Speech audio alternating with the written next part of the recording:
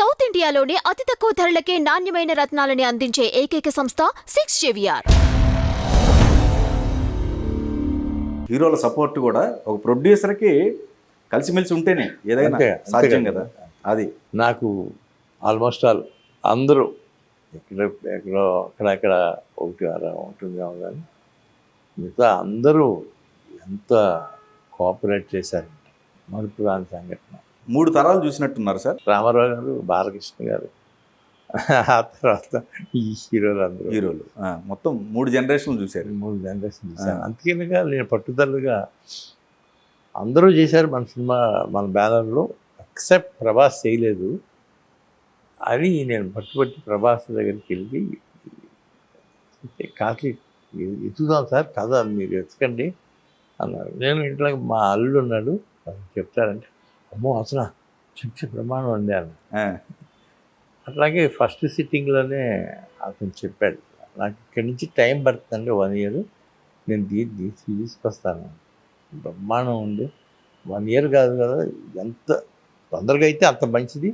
1.5 year పెట్టినా నాకు సంతోషమే, మీతో సినిమా తీయాలి. మొత్తం మీద సెల్యులాయిడ్ మీద 1150 కోట్లు పనిచేయాలి. తెలుగులో ఎక్సెప్ట్ బాహుబలి తర్వాత రికార్డ్ వచ్చింది. ఇప్పుడు Part 2 మహేష్ బాబుది ప్రాజెక్టు. దాని తర్వాత అనుకున్నారు, ఎందుకు కారణాలు ఏమన్నా అంటే ప్రాజెక్టు మళ్ళీ పట్టాలెక్కల చేసాం కదా.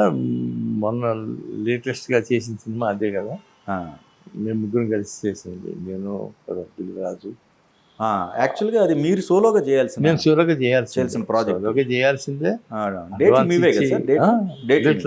అదే అడ్వాన్స్ ఇచ్చి 6-7 సంవత్సరాలు కూర్చున్నాను దానికోసం. ఏంటి ఈ కథ బాగోలేదు, ఆ కథ బాగుంది, అది ఏమన్నా కొద్దిగా ట్రై చేస్తారా అని. ఆ కథ ట్రై చేస్తానంటే నాకు కొద్దిగా దిల్ రాజు కూడా ఉంటే నాకు కంఫర్టబుల్గా ఉంటుందని నా డైరెక్టర్ అన్నాడు, చెప్పారు. సరే. ఆ తర్వాత అతను కూడా ఉన్నాడు మహర్షి. అట్లా కాంబినేషన్ అట్లా షిఫ్ట్ అయింది అది. ఓకే.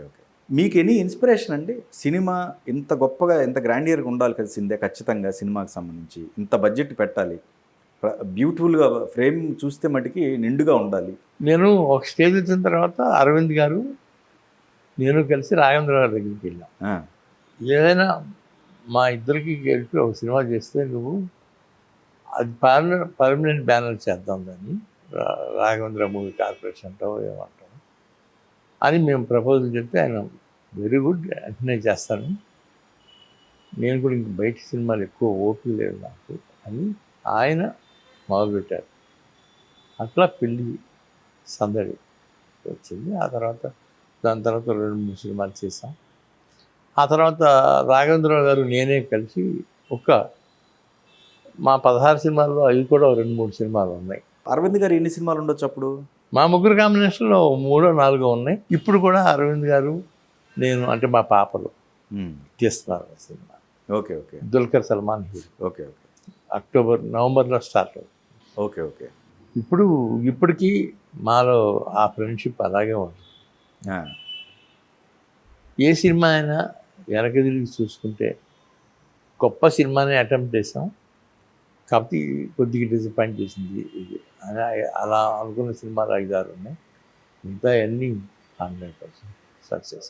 ఆ తర్వాత మా పాపాళ్ళు వచ్చారు అమెరికా నుంచి, ఇద్దరు వచ్చేసి నేను సినిమాలు తీస్తానని ముందు చిన్నావిడ, అలాగే అమ్మ నీకు ఏం తెలుసు మరి ఏంటంటే, నాకు తెలుసు డాడీ నేను స్టడీ చేస్తాను కదా. ఆ తర్వాత మా పెద్ద పాప కూడా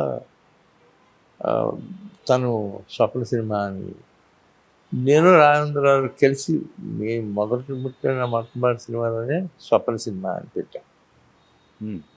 అక్కడి నుంచి ఆయనే ఆ బ్యానర్ బాగా సొంత బ్యానర్ లాగా చూసి ఆ స్వప్న సినిమా పుణ్యం అని ఇవాళ అన్నీ మంచి సినిమాలు తీసాం.